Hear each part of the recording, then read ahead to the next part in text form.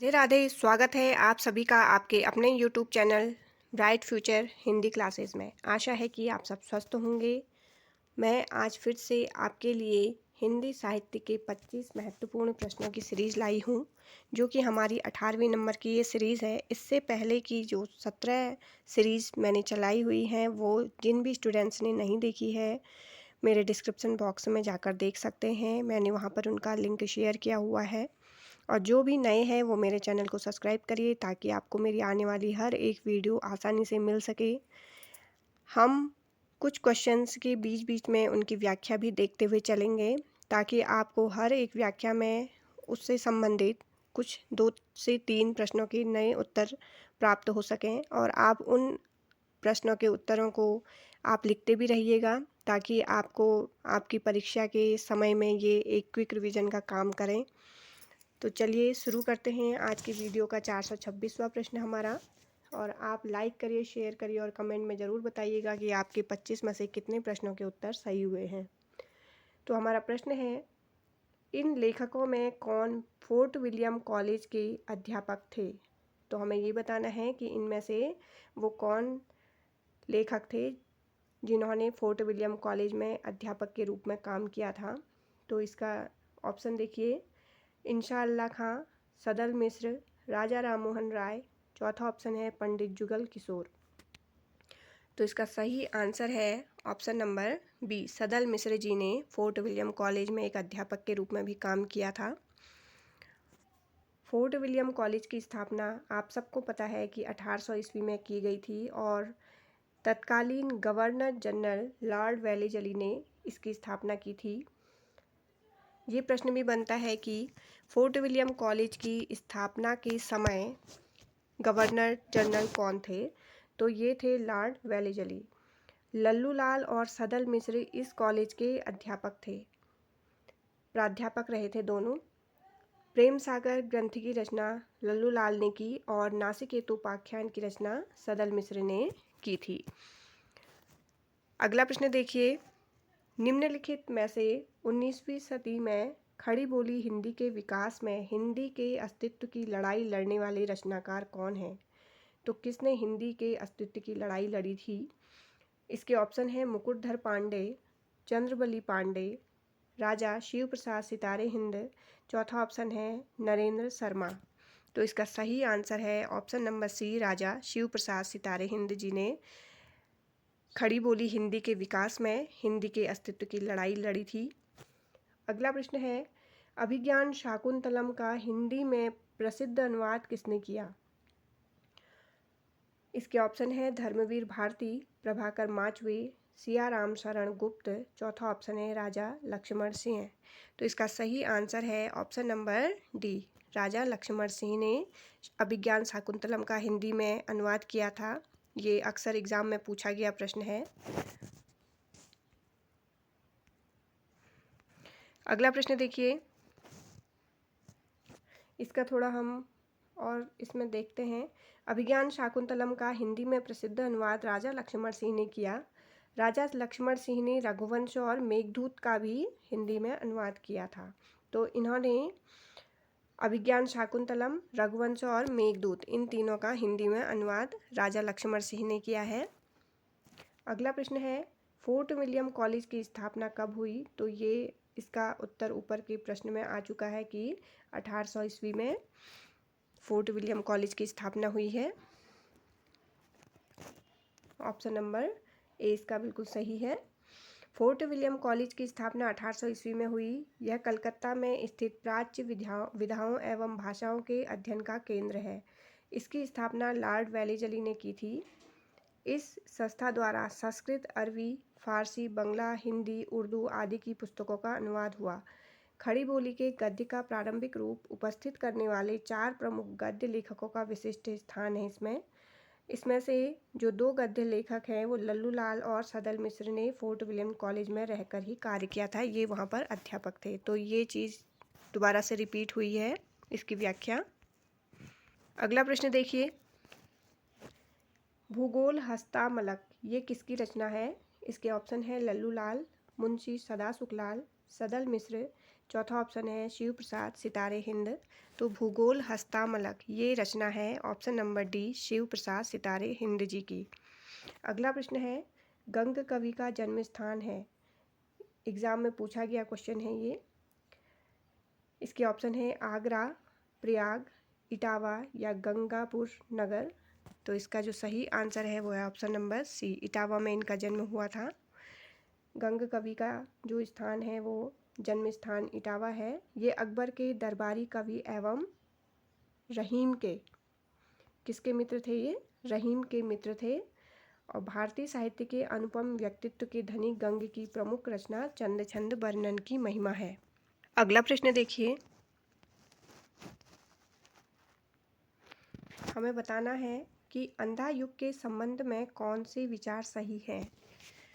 पहला विचार है, यह महाभारत के 18वें दिन की कथा पर आधारित है। दूसरा विचार है, आधुनिक भावबोध को रूपायित करने वाले नाटकों में अंधा युग विशेष रूप से उल्लेखनीय है। तीसरा है, इसमें बहिर्द्वंद्व और अंतर्द्वंद्व दोनों विकराल रूप में मौजूद हैं। चौथा है, अंधा युग आधुनिक त्रासदी को व्यक्त नहीं करता है। तो इसमें जो विकल्प दिए हैं उसमें से हमें सही उत्तर का चयन करना है। इसका जो सही आंसर है वो है ऑप्शन नंबर बी, दूसरा और तीसरा इसमें बिल्कुल सही है। इसमें कहा गया है कि दूसरे ऑप्शन में कहा गया है, आधुनिक भावबोध को रूपायित करने वाले नाटकों में अंधा युग विशेष रूप से उल्लेखनीय है।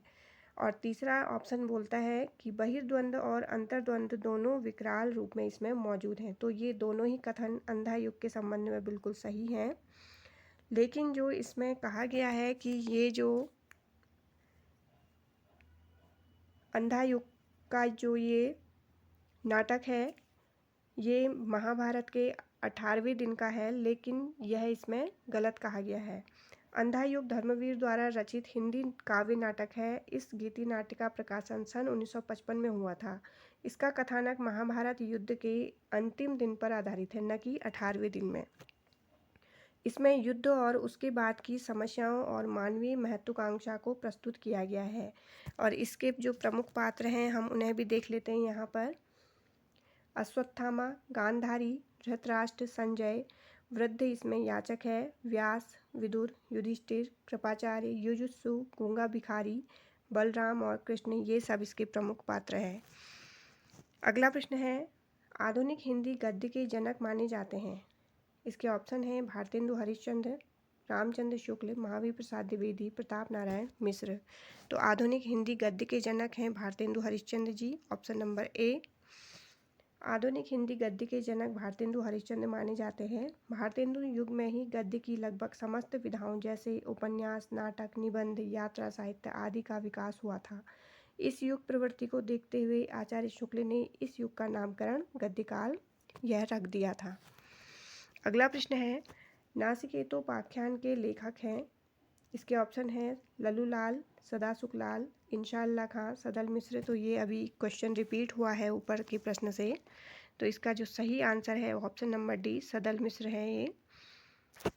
अंग्रेजों द्वारा कलकत्ता में स्थापित फोर्ट विलियम कॉलेज में कार्य करने वाले सदल मिश्र ने नासिकेतोपाख्यान या जिसे चंद्रावली कहा जाता है, इसकी रचना यजुर्वेद के आधार पर कठोपनिषद में वर्णित नचिकेता की कथा को आधार बनाकर खड़ी बोली गद्य में इसकी रचना की थी। अगला प्रश्न है, सन 1800 ईस्वी में फोर्ट विलियम कॉलेज की स्थापना किसने की? तो इसके ऑप्शन हैं Marquis Wellesley, Lallulal, John Borthwick Gilchrist. चौथा ऑप्शन है सदल मिश्र। तो इसका सही आंसर है ऑप्शन नंबर एक, मार्क्विस वेलिजली या लॉर्ड वेलिजली भी बोला जाता है इन्हें। 1800 में फोर्ट विलियम कॉलेज की स्थापना लॉर्ड मार्क्विस वेलिजली ने किया था, जबकि जॉन बार्थविक गिलक्राइस्ट इस कॉलेज के क्या थे? प्रिंसिपल थे। लल्लूलाल और सदल मिश्र दोनों इस कॉलेज में भाषा के मुंशी थे या अध्यापक थे। अगला प्रश्न है, आचार्य रामचंद्र शुक्ल हिंदी का पहला मौलिक नाटक किसे मानते हैं? इसके ऑप्शन है कलिराज की सभा, रेल का विकट खेल, वैदिकी हिंसा हिंसा न भवति, अद्भुत, अपूर्व, स्वप्न। तो इसका सही आंसर है ऑप्शन नंबर सी, वैदिकी हिंसा हिंसा न भवति। यह शुक्ल जी द्वारा माना गया पहला मौलिक नाटक है। भारतेंदु द्वारा लिखित अन्य मौलिक नाटक देखिए, चंद्रावली, विशस्य विषमोत्सवम, भारत दुर्दशा, नील देवी, अंधेर नगरी, प्रेम जोगनी, सती प्रताप। ये अधूरा रहा है इनका। अगला प्रश्न है, यह शाम पराजय की, भय की संशय की, भर गई तिमिर से ये सोने गलियारे, जिनमें बूढ़ा झूठा भविष्य याचक सा है, भटक रहा टुकड़ों को हाथ पसारे। तो ये प्रमुख पंक्तियाँ किसकी हैं, ये किस रचना की हैं? इसके ऑप्शन है संशय की एक रात, अंधेरे में, अंधा युग, हम विस्पाई जन्म के। तो इसका जो सही आंसर है वो है ऑप्शन नंबर सी, अंधा युग। उक्त पंक्तियाँ अंधा युग की हैं। अंधा युग धर्मवीर भारती द्वारा रचित गीति नाट्य है। इसका कथानक महाभारत के अंतिम दिन पर आधारित है। इसमें युद्ध और उसके बाद की समस्याओं और मानवीय महत्वाकांक्षा को प्रस्तुत किया गया है। इसमें कुल 5 अंक हैं। पहला है कौरव नगरी, दूसरा है पशु का उदय, तीसरा है अश्वत्थामा का अर्धसत्य और गांधारी का श्राप, चौथे नंबर का है विजय, एक क्रमिक आत्महत्या, और 5वां है इसका समापन, जिसमें प्रभु की मृत्यु के साथ ही इस नाट्य की समाप्ति होती है। अगला प्रश्न है, रंगमंच नाटक के अनुकूल होना चाहिए, न कि नाटक रंगमंच के अनुकूल। यह कथन किसका है? तो मोस्ट इम्पोर्टेंट ये कथन है। इसके ऑप्शन है सूर्यकांत त्रिपाठी निराला, देवेंद्र राज अंकुर, मोहन राकेश, और चौथा ऑप्शन है जयशंकर प्रसाद। तो ये जो कथन है ये है option number D, Jaishankar Prasad ji का। अगला प्रश्न है, मिस्टर अभिमन्यु नाटक के रचनाकार हैं। इसके ऑप्शन है लक्ष्मी नारायण लाल, लक्ष्मीकांत वर्मा, भारतेंदु हरिश्चंद्र, चौथा ऑप्शन है जगदीश चंद्र माथुर। तो जो ये मिस्टर अभिमन्यु नाटक है, प्रमुख नाटक रहा है ये है option number A, Lakshmi Narayan Lal ji का। इनके अन्य नाटक देखिए, अंधा कुआं, मादा कैक्टस, सूखा सरोवर, 3 आँखों वाली मछली, कलंकी, कर्फ्यू, सब रंग मोहभंग, पंचपुरुष। तो ये इनके प्रमुख नाटक हैं और इनके देखिए रचनाकाल भी आप देख लीजिएगा। एकांकी संग्रह भी इन्होंने लिखे हैं। तो इनके जो एकांकियाँ हैं वो हैं पर्वत के पीछे, नाटक बहुरंगी, ताजमहल के आंसू, मेरे श्रेष्ठ एकांकी। अगला प्रश्न देखिए, जिन पावन सो चलत तुम, लोक वेद की गैल, सो न पाओ या सर धरो, जल है जय है मेल। तो ये पंक्तियाँ किस रचनाकार की हैं? इसके ऑप्शन है कबीर, रहीम, भारतेंदु हरिश्चंद्र, गिरिजा कुमार माथुर की। ये एग्ज़ाम में आ चुके हैं ये पंक्ति। तो ये प्रमुख पंक्ति के जो रचनाकार हैं ये हैं option number c, Bharatendu Harishchandra. अगला प्रश्न है, मल्लिका मोहन राकेश के किस नाटक की पात्र है? इसके ऑप्शन है आधे अधूरे, आषाढ़ का एक दिन, लहरों के राजहंस, उपयुक्त में से कोई नहीं। तो इसका सही आंसर है ऑप्शन नंबर बी, आषाढ़ का एक दिन इस नाटक की पात्रा है ये। आषाढ़ का एक दिन मोहन राकेश द्वारा सन 1958 ईस्वी में प्रकाशित हिंदी नाटक है। इसका प्रकाशन वर्ष भी पूछा जाता है, तो आषाढ़ का एक दिन इसका प्रकाशन वर्ष है 1958। इस नाटक के प्रमुख जो पुरुष पात्र हैं वो कालिदास, विलोम, मातुल आदि, और स्त्री पात्रों में मल्लिका, अंबिका, प्रियम, गुमंजरी आदि, ये सब इसी के पात्र हैं। अगला प्रश्न है, अंग्रेज राज सुख साज सजय सब भारी, पैदन विदेश चली जात यह अति ख्वारी। भारतेंदु ने किस नाटक के आरंभ में उक्त पंक्तियाँ ये उल्लेखित की हैं? तो किस नाटक की हैं ये पंक्तियाँ? प्रेम जोगनी, भारत दुर्दशा, अंधेर नगरी, या वैदिकी हिंसा हिंसा न भवति। तो ये पंक्तियाँ हैं ऑप्शन नंबर बी, भारत दुर्दशा के प्रारंभ में उन्होंने ये पंक्तियाँ लिखी हैं। यहाँ पर हम इनके और भी नाटकों को देखेंगे। इन्होंने समस्त मौलिक और अनुदित नाटकों को 17 इनके मौलिक और अनुदित नाटक लिखे गए हैं इनके द्वारा, भारतेंदु जी द्वारा। तो मौलिक नाटक यहाँ पर देखिए, वैदिकी हिंसा हिंसा न भवति, विषस्य विषमौषधम, प्रेम जोगनी, अंधेर नगरी, नील देवी, सती प्रताप, चंद्रावली, भारत दुर्दशा। इनके आप रचनाकाल भी देख लीजिएगा। मैं इन्हें बार बार इसलिए रिपीट करती हूँ ताकि आपको ये आसानी से याद हो सकें। इनके अनुदित नाटक देखिए, रत्नावली, पाखंड विडंबन, धनंजय विजय, मुद्रा राक्षस, दुर्लभ बंधु, कपूर मंजरी, सत्य हरिश्चंद्र, भारत जननी, विद्या सुंदर आदि। भारतेंदु का जो पहला नाटक है वो है विद्या सुंदर, जो कि 1868 ईस्वी में लिखा गया है। और भारतेंदु जी द्वारा जो भारत दुर्दशा हिंदी का पहला मौलिक राजनीतिक नाटक माना जाता है ये। सती प्रताप भारतेंदु जी का अधूरा नाटक है जिसे राधा कृष्ण दास जी ने पूरा किया था। अगला प्रश्न देखिए, सुहाग बिंदी और ययाति नाटकों के रचनाकार कौन है? मोस्ट इम्पोर्टेंट ये प्रश्न है, अक्सर एग्जाम में पूछा जाता है। इसके ऑप्शन हैं उदय शंकर भट्ट, धर्मवीर भारती, गोविंद बल्लभ पंत, हरिकृष्ण प्रेमी। तो इसका जो सही आंसर है वो है option number C, Govind Ballabh Pant ji के नाटक हैं। सुहाग बिंदी और ययाति नाटकों के रचनाकार हैं गोविंद बल्लभ पंत। ये नाटक सामाजिक एवं पौराणिक नाटक की श्रेणी में गिने जाते हैं। गोविंद बल्लभ पंत का नाटक कोहिनूर का लुटेरा बहुत प्रसिद्ध रहा और सारे भारत में 100 से अधिक बार मंचित किया जा गया है। ये बलि का बकरा नामक लघु कथा उनकी प्रसिद्ध कृति है। इसके अतिरिक्त इन्होंने कंजूस की खोपड़ी, अंगूर की बेटी, वरमाला, राजमुकुट आदि नाटक भी लिखे हैं। अगला प्रश्न है, सिंदूर की होली नाटक किस रचनाकार द्वारा लिखित है ये? इसके ऑप्शन हैं अंबिका दत्त व्यास, लक्ष्मीकांत मिश्र, लक्ष्मी नारायण मिश्र। चौथा ऑप्शन है राम कुमार वर्मा।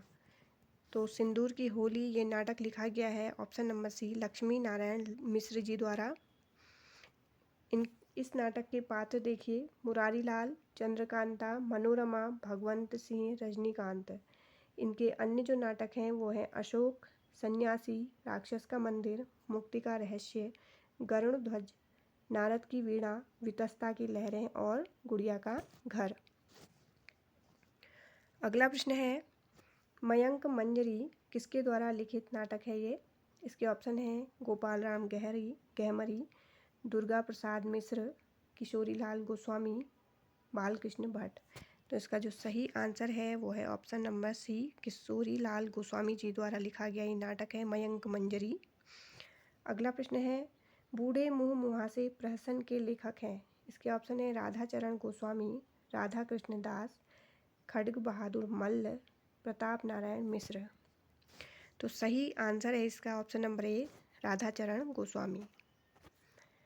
बूढ़े मुँह मुहासे प्रहसन के लेखक राधाचरण गोस्वामी हैं। इसमें हिंदू और मुसलमान किसान एक साथ जमींदार के प्रति सम्मिलित विद्रोह करते हैं और अपनी समस्याओं का इसमें निराकरण करते हैं।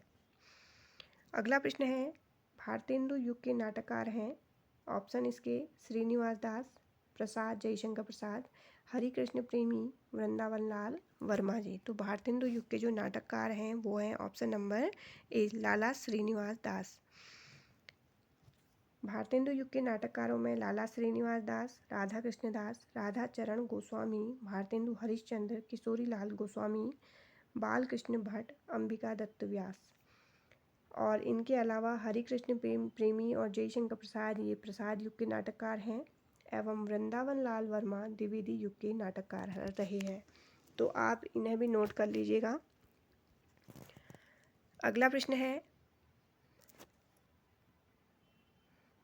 इनमें से महाकवि कालिदास के जीवन पर आधारित मोहन राकेश की नाट्यकृति कौन सी है? अक्सर ये प्रश्न पूछा जाता है कि महाकवि कालिदास के जीवन पर कौन सा नाटक है जो मोहन राकेश जी द्वारा लिखा गया है? इसके ऑप्शन हैं लहरों के राजहंस, आषाढ़ का एक दिन, आधे अधूरे और चौथा ऑप्शन है इनमें से कोई नहीं। तो सही आंसर है इसका ऑप्शन नंबर बी, आषाढ़ का एक दिन।